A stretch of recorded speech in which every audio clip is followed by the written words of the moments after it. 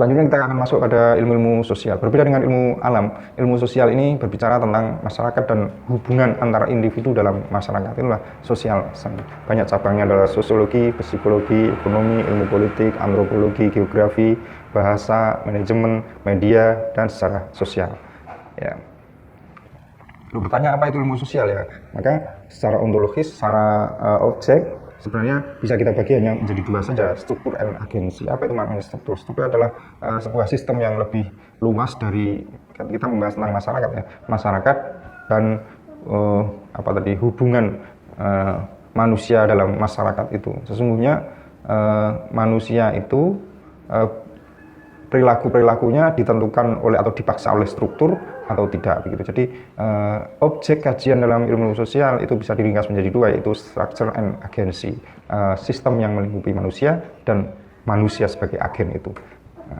Memang ada pertanyaan, apakah mungkin kita bisa mengetahui orang lain dengan persepsi kita, atau apakah benar kita mengetahui orang lain dengan persepsi kita, begitu. Ada pertanyaan begitu.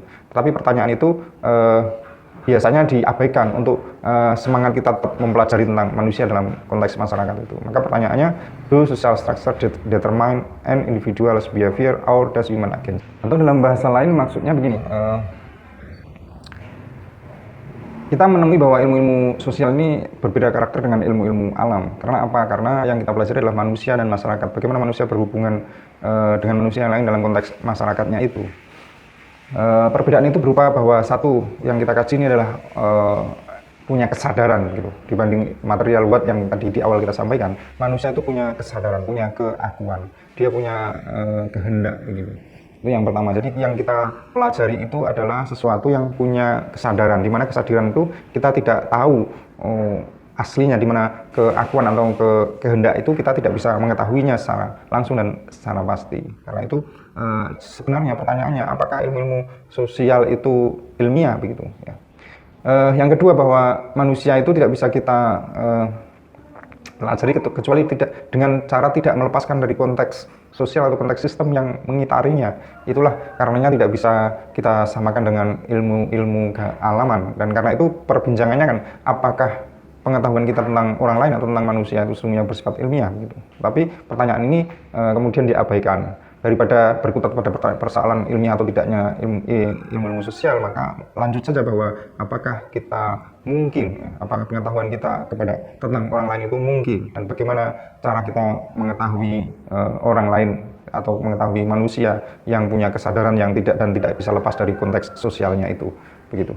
Ini adalah ilmu sosial yang tentu berbeda dengan ilmu kealaman.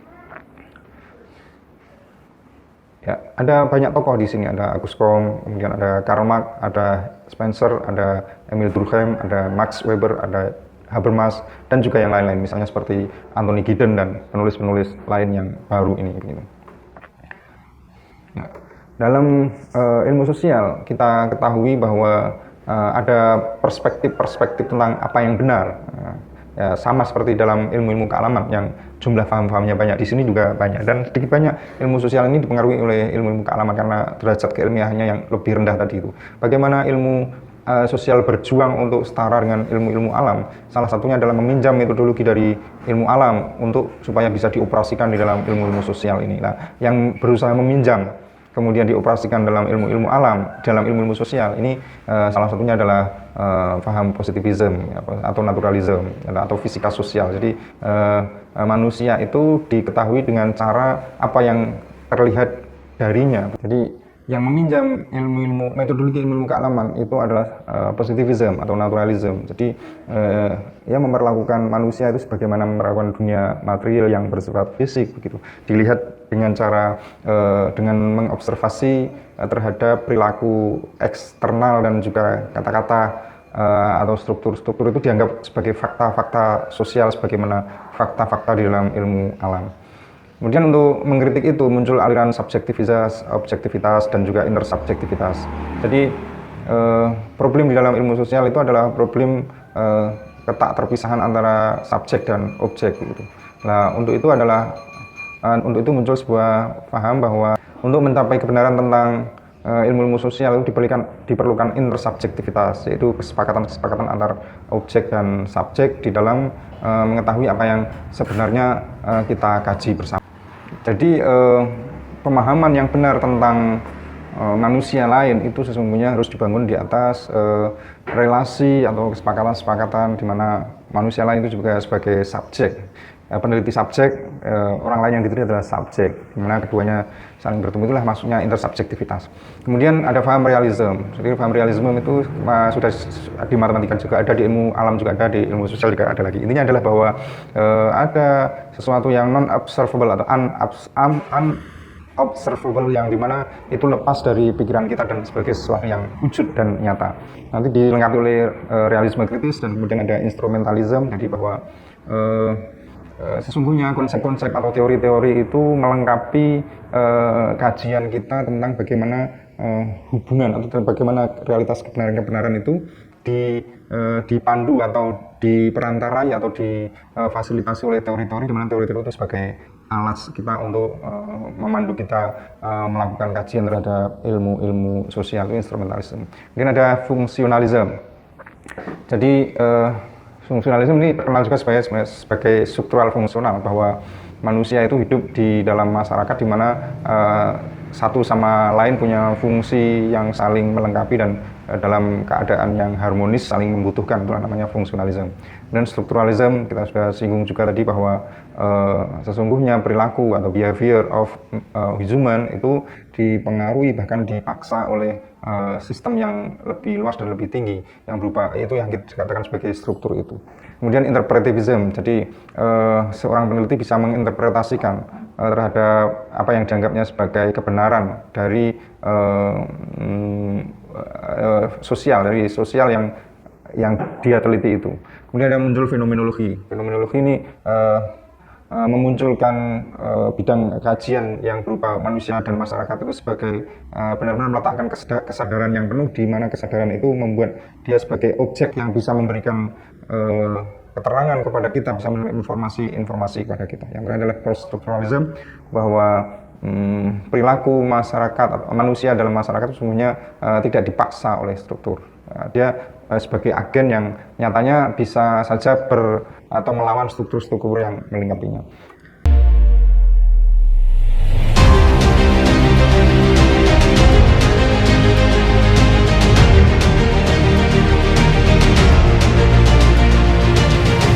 Ini perkembangan perspektif kebenaran dalam social science. Ini sengaja tidak kita urutkan.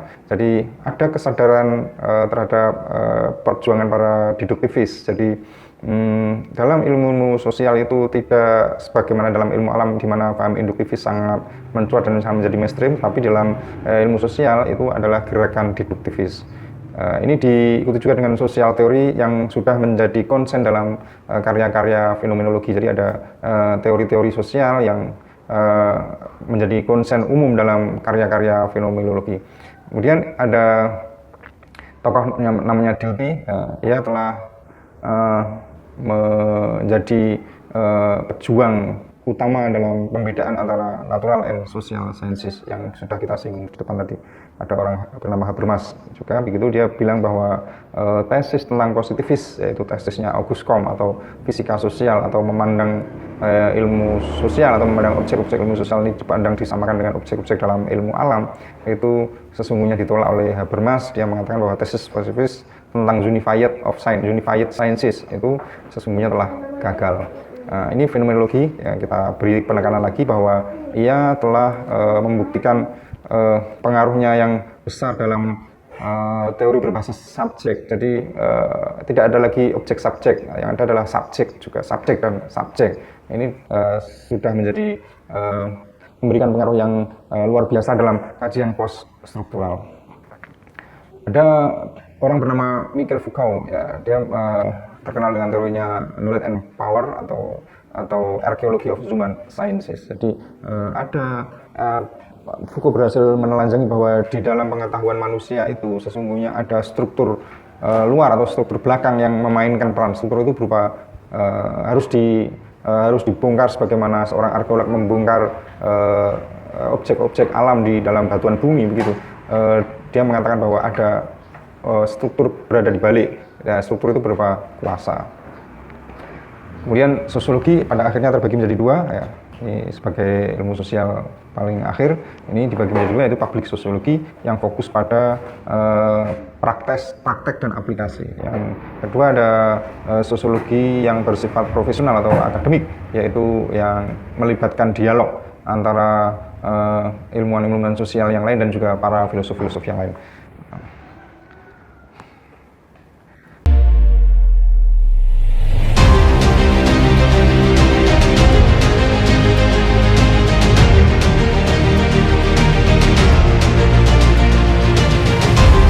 Kemudian kita simpulkan bahwa apa itu perbedaan dan persamaan antara natural sciences dan social sciences. Yang pertama adalah hubungan antara fenomena sosial yang bersifat kausal atau sebab akibat itu. Jadi di dalam ilmu kealaman ada hukum sebab akibat. Di dalam ilmu sosial juga banyak paham yang menerapkan hubungan sebab akibat dalam hal perilaku individu di dalam masyarakat itu. Yang kedua adalah kemungkinan adanya hukum sosial atau teori sosial yang bisa diterapkan di mana saja gitu. Jadi sebagaimana dalam dunia ilmu kealaman, teori sosial atau scientific teori bahkan scientific law itu bisa diwujudkan, ya mungkin diwujudkan. Begitu juga dalam ilmu sosial, misalnya tentang bahwa kekuasaan itu cenderung mendorong orang untuk berbuat korupsi gitu.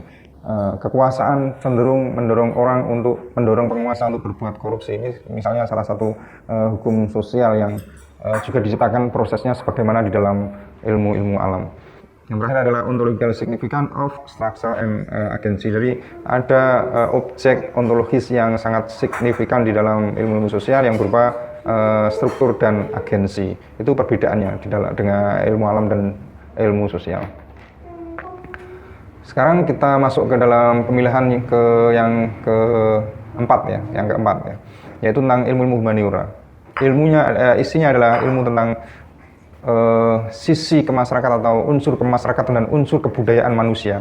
Di dalam ilmu sosial membahas tentang manusia sebagai individu dalam konteks masyarakatnya, tetapi di dalam humaniora adalah membahas tentang unsur kemasyarakatan atau unsur kebudayaan dari manusia itu sendiri. Dulu ilmu humaniora atau ilmu humanitis itu dilawankan dengan teologi, karena teologi membahas Tuhan, tetapi humaniora membahas tentang manusia. Jadi manusia dilawankan dengan Tuhan pada waktu itu. Tapi sekarang ia sejajar dengan pembidangan ilmu-ilmu yang lain, sejajar dengan ilmu alam, ilmu sosial, ilmu terapan, ilmu pasti begitu. Meskipun tingkat kesejajarannya bisa yang satu lebih tinggi dan yang satu lebih rendah karena derajat keilmiahannya yang tadi juga diidap oleh ilmu-ilmu sosial. Nah, bedanya dengan ilmu alam dan ilmu sosial, ilmu humaniora lebih mengedepankan metode analisis kritis dan spekulatif. Cabang-cabangnya ada bahasa, jadi sastra itu filsafat yang sedang kita pelajari ini sebenarnya masuk dalam rumpun ilmu humaniora, sejarah, literatur, arkeologi, antropologi, hukum, lebih ke humaniora ya. Jadi memerlukan metode analisis yang kritis dan spekulatif yang lebih mengedepankan rasio kritis daripada sekedar dalam ilmu alam yang observable tadi itu, yang mengandalkan panca indera. Kemudian di dalam ilmu sosial yang objeknya langsung bisa nyata di dalam masyarakat begitu. Tapi ini lebih kepada penalaran kritis termasuk politik, agama dan seni.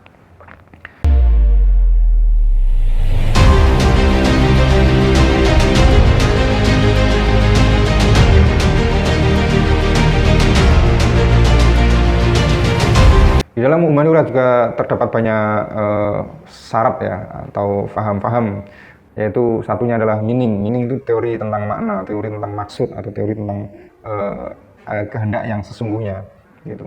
Jadi untuk mencapai kebenaran itu harus memahami meaning, maksud dan tujuan, bukan melihat sebab akibat sebagaimana tadi di dalam ilmu alam dan ilmu sosial ya.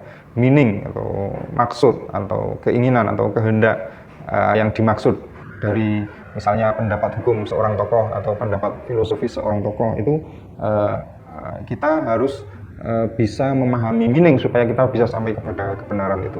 Yang kedua,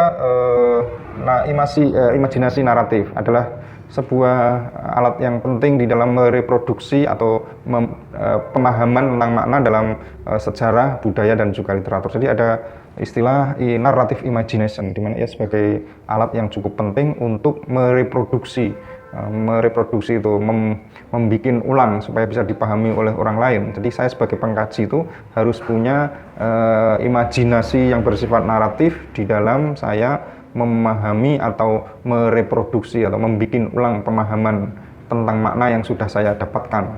Ini dalam sejarah, culture, dan literatur. Jadi kalau ada orang menulis kemudian karyanya menjadi eksemplar yang bisa dinikmati oleh banyak orang, salah satunya adalah saya, maka imajinasi naratif saya itu merupakan alat yang cukup penting dalam hal saya memahami ulang, mereproduksi pemahaman saya ulang terhadap makna atau terhadap kehendak yang dimaksudkan oleh penulis buku tadi itu. Kemudian ada post-structuralism, ini juga ada di dalam ilmu-ilmu sosial, sedikit sudah saya singgung tadi. Yang keempat adalah the death of the author, itu maksudnya adalah kematian sang penulis, di mana tadi juga kita singgung bahwa narasi imajinatif perlu, begitu. Apakah pada akhirnya pemahaman kita itu bersifat reproduktif terhadap maksud atau dari maksud yang disampaikan oleh penulis atau pengarang buku. Seorang Roland Barthes mengatakan bahwa penulis telah mati atau pengarang telah mati, itu artinya bahwa kita berhak melakukan produksi, bukan lagi reproduksi kehendak atau reproduksi maksud atau reproduksi tujuan, tetapi kita sesungguhnya bisa memproduksi. Bedanya yang tadi itu yang depan reproduksi, yang sekarang ini adalah produksi. Kemudian ada teori dekonstruksi dan teori diskursus. Ya, teori dekonstruksi ini bahwa pemahaman kita itu boleh apa saja. Inilah pemahaman saya tentang literatur, begitu. Itu dekonstruksi. Jadi bisa saja tidak sama, dan ini adalah sebagai kreativitas saya memahami, begitu. Yang terakhir adalah teori diskursus. Teori diskursus itu mengatakan bahwa di balik literatur itu sesungguhnya ada wacana, dan wacana itu memainkan peran bagi terciptanya sebuah literatur. Karena itu dalam memahami literatur, maka kita juga harus memahami wacana yang berkembang di balik literatur, gitu.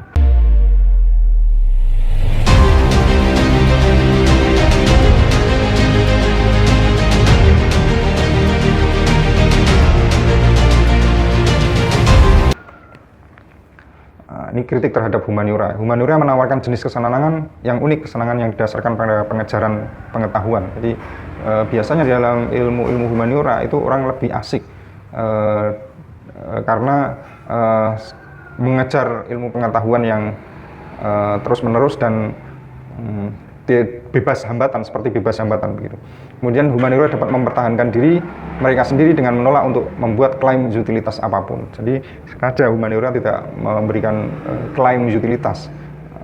Dan yang terakhir, para profesor di bidang humaniora semakin meninggalkan metode epistemologi yang sudah terbukti. Hasilnya mereka berpegang teguh pada sudut pandang yang terbatas dan memiliki sedikit minat terhadap sudut pandang yang berlawanan. Jadi asik sendiri, kemudian seringkali epistemologi yang sudah terbangun di dalam ilmu-ilmu lain itu tidak dihiraukan. Jadi begitu mereka memperoleh kepuasan, sering terjadi penyimpangan dan dalam pembelajaran, penelitian, dan evaluasi. Ya, itu karena kreativitas, karena imajinasi naratif, karena apa tadi itu, pengetahuan kontemplatif dan juga kritis. Maka seringkali epistemologi lain yang sudah maju di dalam pembidangan ilmu lain tidak digunakan, dan ini sudah terlalu asik untuk kita kaji, begitu, dalam ilmu humaniora.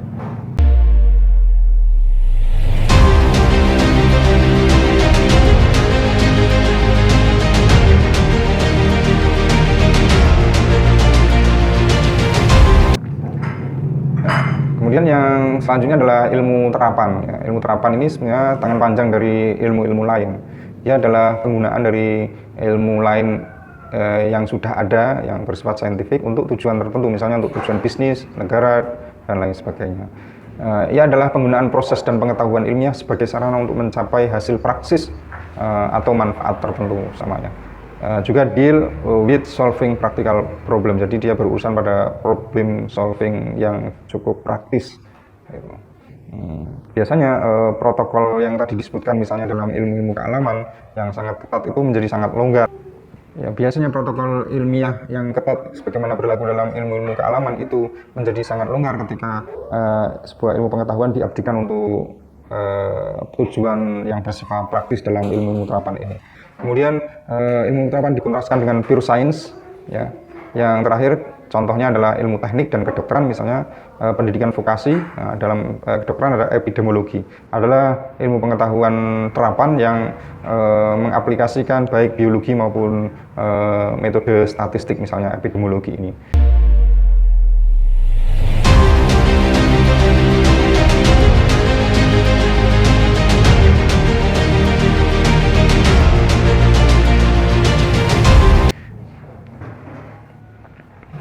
Ya, yang terakhir adalah Islamic Studies yang menjadi kajian kita di UIN yang nanti kita akan setarakan dengan ilmu-ilmu yang lain, dalam rumpun ilmu-ilmu yang lain. Bahwa Islamic Studies ini punya dua perspektif. Perspektif pertama adalah perspektif sekular. Perspektif sekular memandang Islamic Studies atau ilmu-ilmu keislaman ini sebagai kajian terhadap Islam sebagai agama dan peradaban. Jadi mengkaji Islam dikaji oleh orang Barat, begitu dikaji oleh dari paham sekular, perspektif sekular, dia mengkaji objek bernama Islam, dan Islam itu dipandang sebagai sebuah agama dan peradaban yang dikaji secara ilmiah. Nah, ini biasanya ada mata kuliahnya yaitu studi agama-agama, gitu. Yang kedua adalah perspektif Islam tradisional. Perspektif Islam tradisional memandang Islamic Studies atau ilmu-ilmu keislaman ini sebagai kata lain dari ulumuddin atau ilmu-ilmu agama yang memayungi semua tradisi keilmuan warisan khazanah intelektual Islam masa lalu sampai sekarang. Jadi kalau ada tafsir kemudian sebagainya sampai hari ini itu sesungguhnya masuk dalam Islamic Studies. Tentunya berbeda dengan perspektif sekular yang pertama tadi. Nah, di universitas-universitas di negara-negara muslim, di perguruan tinggi, itu biasanya ulumuddin itu dipadukan dengan ilmu-ilmu kajian barat, misalnya sains Islam, ekonomi Islam, dan lain sebagainya. Kemudian sementara di barat Islamic Studies masuk dalam rumpun kajian multidisiplin, misalnya urban studies, studi kawasan, dan lain sebagainya.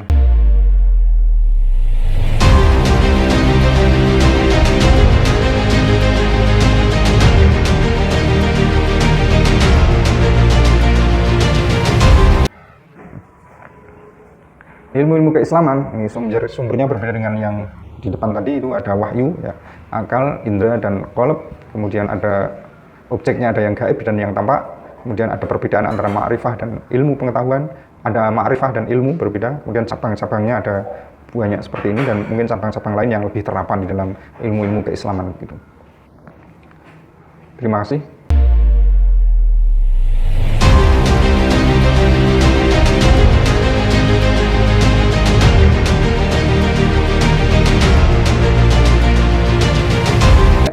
Kita lanjutkan, sebagaimana kita janjikan tadi bahwa kesempatan ini kita akan mengakses perkuliahan Dr. Nidhol Qosum, MSc PhD. Kita saksikan dulu.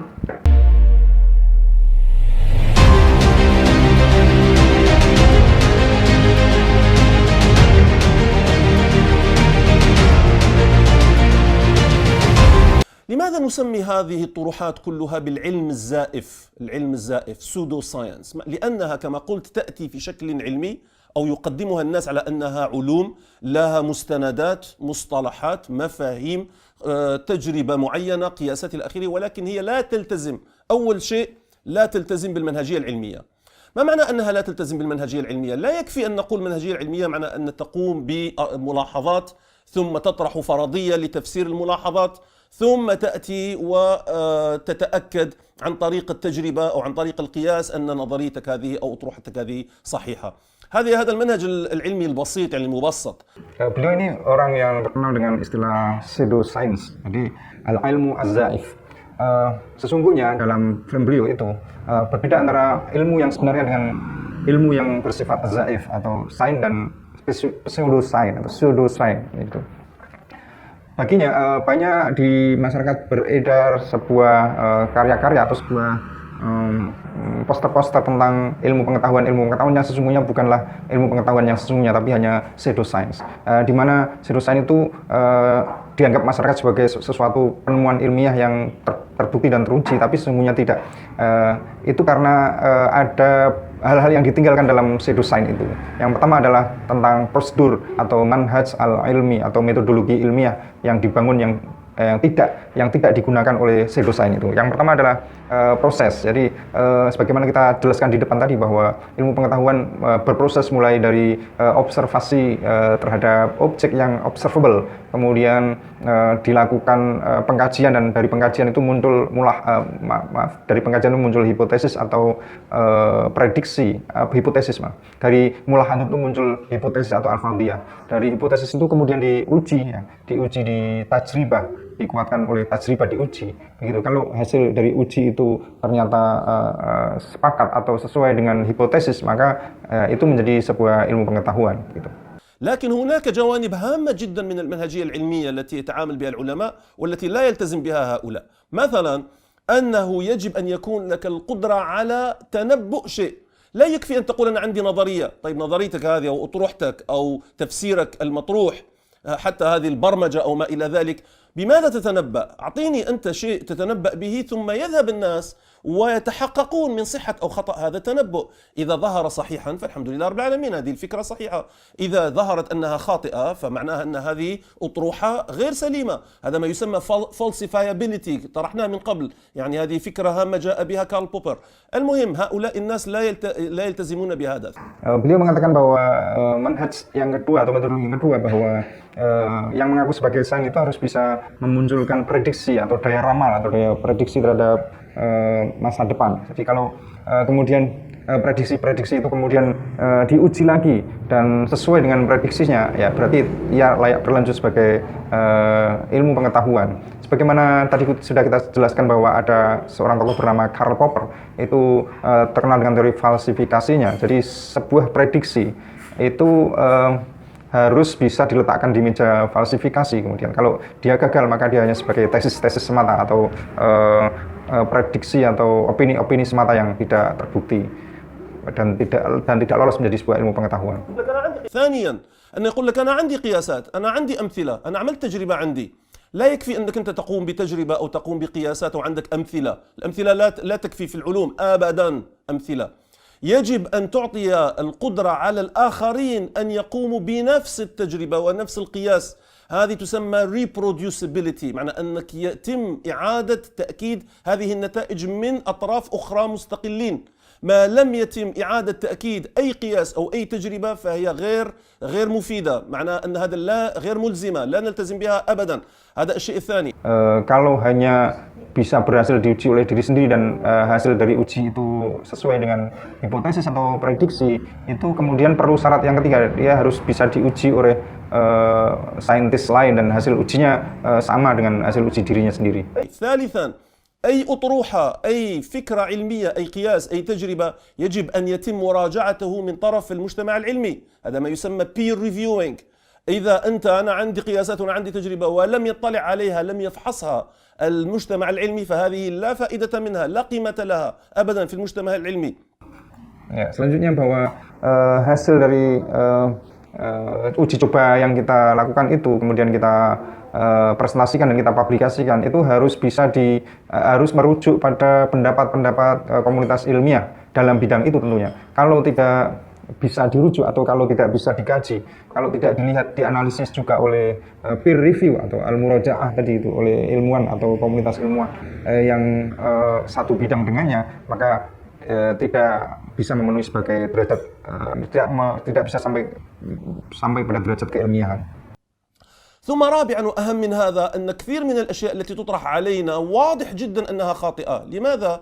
لأنها تخرق معلومات أو أفكار متفق عليها الآن، خلاص مؤكدة في العلم. هذا إذا جاء أي شخص وخرق شيء معروف في العلم، خلاص هذا قسناه مليون مرة، يعني أقمنا عليه تجارب، أقمنا عليه نظريات، عندنا معادلات درسناه 1000 مرة، عندنا مئات الكتب عنه. تجي أنت وتقول لا هذا أنا عندي فكرة، وأقول لك بس هذه الفكرة تخرق هذا المبدأ. لا عليك، أنا عندي قياسات وعندي تجارب. هذا لا يصح. Ya, selanjutnya beliau mengatakan bahwa syarat yang terakhir adalah bahwa pikiran-pikiran atau prediksi atau apa yang diklaim sebagai ilmu pengetahuan baru yang dimunculkan oleh seseorang itu juga harus tidak bertentangan dengan kesepakatan-kesepakatan komunitas saintis. Jadi kalau dia mengklaim punya contoh-contoh, punya bukti-bukti, kemudian dia sampaikan, tetapi apa yang dia sampaikan itu hasilnya adalah bertentangan dengan kesepakatan komunitas sains, itu sesungguhnya tidak akan bisa mempunyai derajat keilmiahan tertentu dalam belantara dunia sains itu. Ini mungkin yang senada dengan saya bicarakan tadi, bahwa ternyata kebenaran dalam sebuah sains itu tidak hanya tergantung pada logika dan metodologi serta epistemologi yang bermain di dalamnya, tetapi ada unsur sosial, ada nilai sosiologis di dalam praktek keilmuan itu tadi. فهذا كله علم زائف pseudo science. Itulah yang dikatakan sebagai pseudo science oleh Bapak Nidhal Qassum PhD ini. Oke, terima kasih, demikian yang bisa saya sampaikan, semoga bermanfaat. Terima kasih pada kesempatan yang akan datang, dan assalamualaikum warahmatullahi wabarakatuh.